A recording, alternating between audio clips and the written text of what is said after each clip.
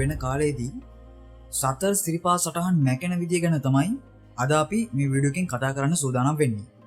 අපේ ගෞතම බුදුරජාණන් වහන්සේ පහළ වෙනකොට මිනිසුන්ගේ සාමාන්‍ය ආයුෂ අවුරුදු 120යි. ඒ කාලේ අවුරුදු 150 160 වගේ වයස් වෙනකල් වැඩ හිටපු භික්ෂුන් වහන්සේලා හිටියා. බක්කුල මහරහතන් වහන්සේ අවුරුදු 160ක් වැඩ සිටියා. සාමාන්‍ය ආයුෂ අවුරුදු 120යි. අද වෙනකොට අපේ බුදුරජාණන් වහන්සේ පිරිනිවන් පාලා අවුරුදු 2569ක් වෙනවා. මේ කාලේ මිනිසුන්ගේ සාමාන්‍ය ආයුෂ අවුරුදු 70ක් 75ක් වගේ මට්ටමකට අඩු වෙලා. අපි නිකමට හිතමු අපි උපරිම ආයුෂ අවුරුදු 70යි කියලා.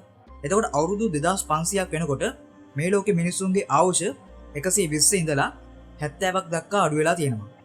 ඒ කියන්නේ අවුරුදු 50ක විතර අඩුවීමක්. අවුරුදු 2500කට විතර කලින් මිනිසුන්ගේ ආයුෂ අඩු වෙලා තියෙන්නේ අවුරුදු 50ක් විතර වගේ කාලයක්. ඔය ආයුෂ අඩු වෙලා ගිහින් තවත් අවුරුදු 2500ක් ගිය තැන, ඒ කියන්නේ අපේ බුදුරජාණන් වහන්සේ පිරිනිවන් පාලා අවුරුදු 5000ක් වෙනකොට මිනිසුන්ගේ ආයු අපේක්ෂාව ඉතිරි වෙන්නේ අවුරුදු 20ක් 25ක් වගේ කාලයක්. ඒ කියන්නේ අපේ බුදුරජාණන් වහන්සේ පිරිනිවන් පාලා අවුරුදු 5000ක් වෙනකොට සර්වඥ ධාතුන් වහන්සේලාගෙන් බුදුරුවක් ලැබිලා යමාමහ පෙළහර පාලා ඒ සර්වඥ ධාතුන් වහන්සේලා පිරිනිවන් පානවා. ඒ ධාතු පරිනිර්වාණය වෙන කාලය වෙනකොට බුද්ධ අධිෂ්ඨානයෙන් පිහිටවපු සතර සිරිපා සටහන් මැකිලා යනවා. බුද්ධ අධිෂ්ඨාන සියල්ල පිහිටෙව්වේ අවුරුදු 5000ක් යනතුරු විතරයි.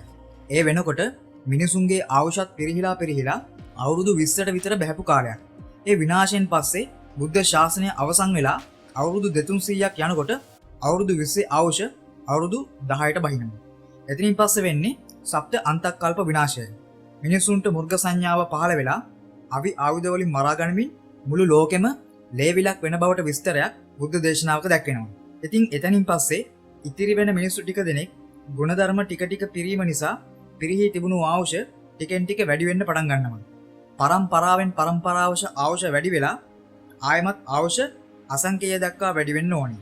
එහෙම වැඩි වුණු ආයුෂ නැවත අඩු වෙලා අවුරුදු 80000 දක්වා අඩු වෙන කාලෙක මෛත්‍රී බුදුරජාණන් වහන්සේ මේ ලෝකේ පහළ වෙනවා. මනුෂ්‍ය ලෝකයේ කාලයට අනුව ගණන් බැලුවොත් මෛත්‍රී බුදුරජාණන් වහන්සේ පහළ වෙන්නේ තව අවුරුදු කෝටි ප්‍රකෝටි ගාණක් ගිය විටයි. ඒ අනුව මනුෂ්‍ය ලෝකයේ කාලයෙන් නම් මහා දීර්ඝ කාලයක්.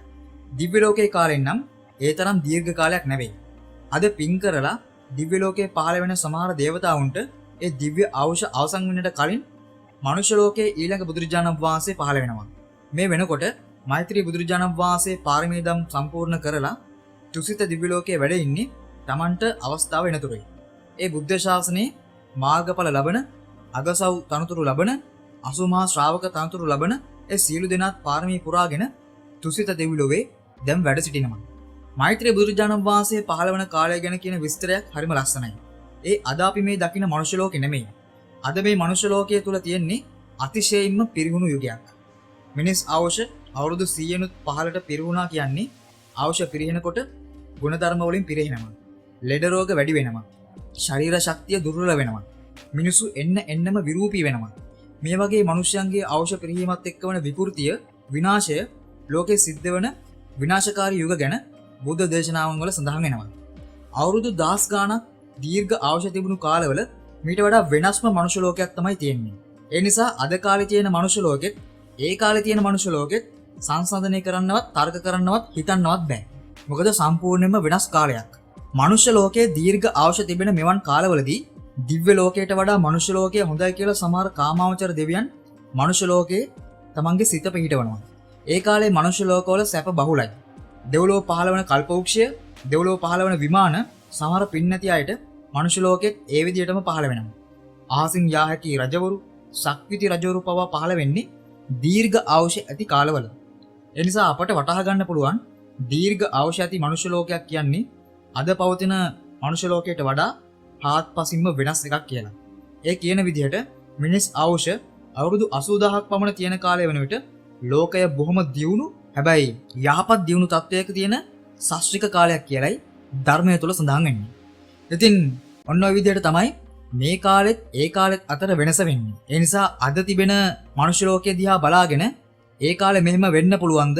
ඔවා බොරු කතා, අරකද මේකද කියලා එච්චර හිතන්න යන්න එපා. මොකද අපිට හිතා ගන්නවත් බැරි කාලයක් තමයි දීර්ඝ ආයුෂ තියෙන මනුෂ්‍ය ලෝකයක් පවතින කාලය. එනිසා මේ ගැන නොදන්නට දැනගන්න මේ වටිනා ධර්මදානමය වීඩියෝව ෂෙයා කරන්න. ඒ වගේම තාමත් අපගේ යක් ප්‍රොඩක්ෂන් YouTube නාලිකාව subscribe කරලා නැත්නම් subscribe කරලා bell සලකුණු බන්නත් අමතක කරන්න එපා. අදට එනම් අපි සමුගන්නම්. ඔබට ජයග්‍රාහී සුබ දවසක් වේවා.